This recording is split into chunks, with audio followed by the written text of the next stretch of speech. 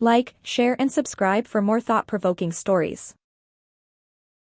There was once a wise man who lived in a small village. He was well respected by everyone for his knowledge and piety. He always spoke the truth and followed the teachings of Islam. One day, a foolish man came to the village. He was arrogant and ignorant. He claimed to know everything and challenged anyone to debate with him. He said he could prove anyone wrong with his logic and arguments. The villagers were annoyed by his behavior and wanted him to leave. They asked the wise man to confront him and expose his folly. The wise man agreed and went to meet the foolish man. The foolish man saw the wise man approaching and said, "Ah, so you are the famous wise man of this village. I have heard of your reputation, but I am not impressed. You are nothing but a blind follower of an outdated religion. You have no reason or evidence for your beliefs. You are a fool who wastes his life in worshipping a non-existent God." The wise man smiled and said, "Peace be upon you, my brother. I am glad to meet you and hear your views. You seem to be very confident and intelligent. I am sure you have studied many sciences and philosophies. Tell me, what is the source of your knowledge?" The foolish man said, "The source of my knowledge is my own mind. I use my reason and logic to analyze everything. I do not need any books or teachers or revelations. I am self-sufficient and independent." The wise man said, "That is very impressive. You must have a very powerful mind. Can you tell me how your mind works? How do you think and understand things?" The foolish man said, "That is a simple question. My mind works by processing information from my senses. I see, hear, smell, taste, and touch things, and then I form concepts and judgments about them. I use my memory to store what I learn, and my imagination to create new ideas. I use my language to communicate with others, and my logic to argue with them." The wise man said, "That is very clear and coherent. You have explained your mind very well. But tell me, how do you know that your senses are reliable? How do you know that what you see, hear, smell, taste, and touch is real and not an illusion?" The foolish man said, "That is a silly question. Of course, my senses are reliable.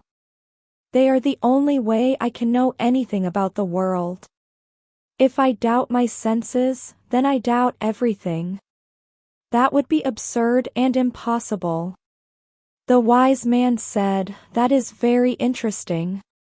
You trust your senses completely without any doubt or verification. But tell me, how do you know that your mind is reliable? How do you know that your reason and logic are valid and sound?"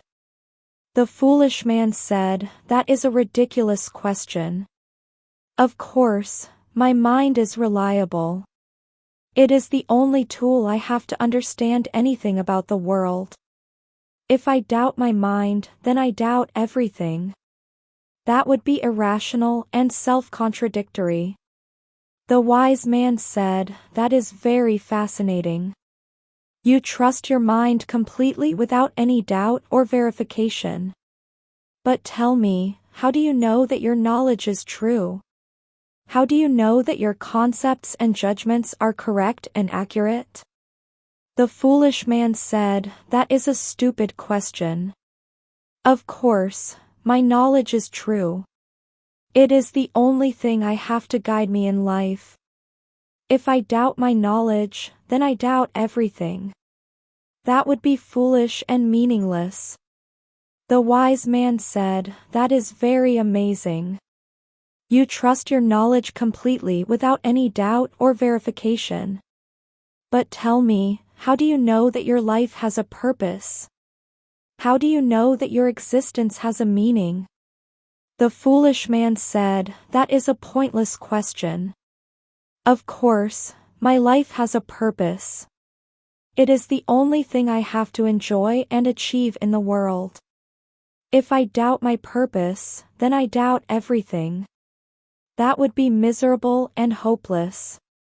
The wise man said, That is very wonderful. You trust your purpose completely without any doubt or verification. But tell me, how do you know that there is no God? How do you know that there is no creator who gave you your senses, your mind, your knowledge, and your purpose? The foolish man was speechless. He had no answer to this question. Realizing that he had based his entire life on untested assumptions and opinions, he acknowledged his ignorance and arrogance. Overwhelmed with respect and admiration for the wise man, he said, You have shown me the truth. I see now that there is a God, and that Islam is the true religion. Please teach me how to submit to God and repent.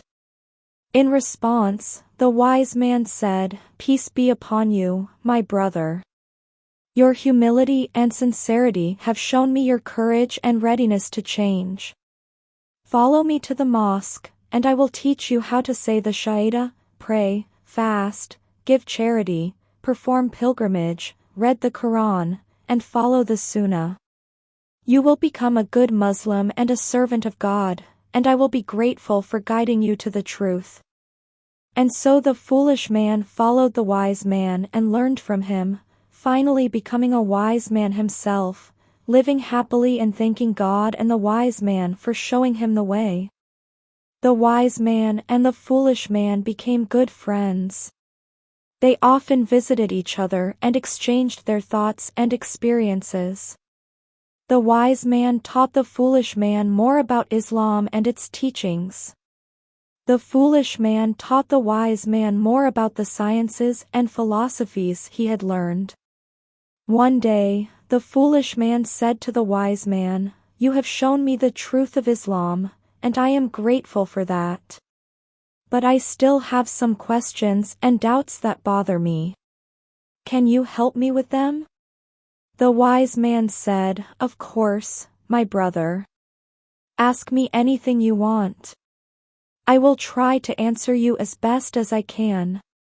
The foolish man said, Well, one of the things that puzzles me is the concept of fate and free will in Islam. How can we have free will if everything is already decreed by God? How can we be responsible for our actions if God knows everything we will do? How can we change our destiny if it is already written? The wise man said, That is a very important and complex question. Many people have struggled with it throughout history. But let me try to explain it to you in a simple way. First, you must understand that God is not bound by time or space. He is the creator of everything, including time and space. He is above and beyond them. He knows everything that has happened, is happening, and will happen because he is the one who created them. Secondly, you have to understand that God is not a tyrant or a dictator. He is the most merciful and the most just. He does not force anyone to do anything against their will. He gives everyone a choice and a chance to do good or evil. He guides those who seek his guidance and leaves those who turn away from him. Thirdly, you have to understand that God is not unaware or indifferent to what happens in his creation. He is the all-wise and the all-powerful. He has a plan and a purpose for everything he created. According to his wisdom and justice, he decrees what is best for his creation. So, how do these 3 points relate to fate and free will? Well, imagine that you are watching a movie that you have already seen before. You know what will happen in every scene because you have seen it before. But does that mean that you are controlling the actors in the movie? Does that mean that they have no choice or free will? Of course not. They are acting according to their own decisions and motivations, which are influenced by their circumstances and characters. You are only watching what they have already done. Similarly, God knows what we will do in every situation because He has created us and our situations.